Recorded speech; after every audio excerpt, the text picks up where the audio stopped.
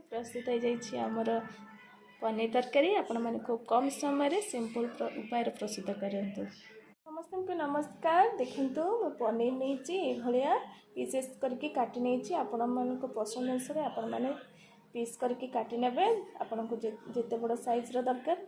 देखु चलते आरंभ करबा आज रेसिपी। प्रथम कढ़ाई बसई नबा तेल देदबा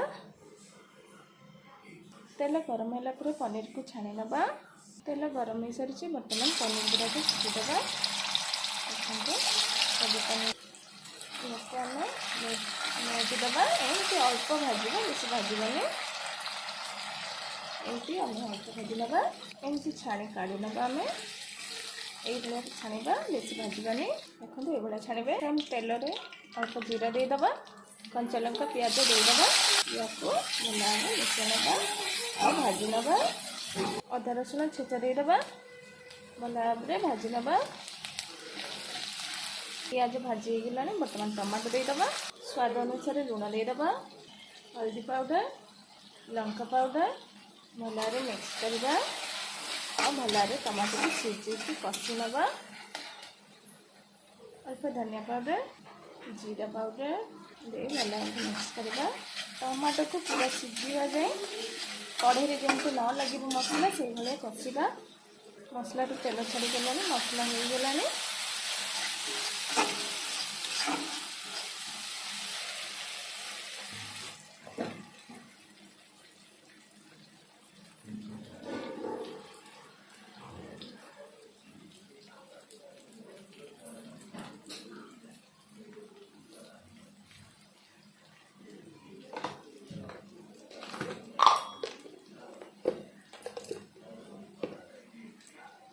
अल्प पनीर मसला देदबा अल्प चीनी देदबा टेस्ट बैलेंस अल्प चीनी देती अधिका देवेनि। तो मसला पूरा हो जाइए अल्प गरम पानी देदबा पानी को फुटा छाड़ीदबा। देखु फुटी जाइए बर्तमान छाणिक रखिथिबा पनीर को देदबा सब पनीर को देदबा लो फ्लेम रे या आम कवर करके छाड़ीदबा कवर करके छाड़ीदबा।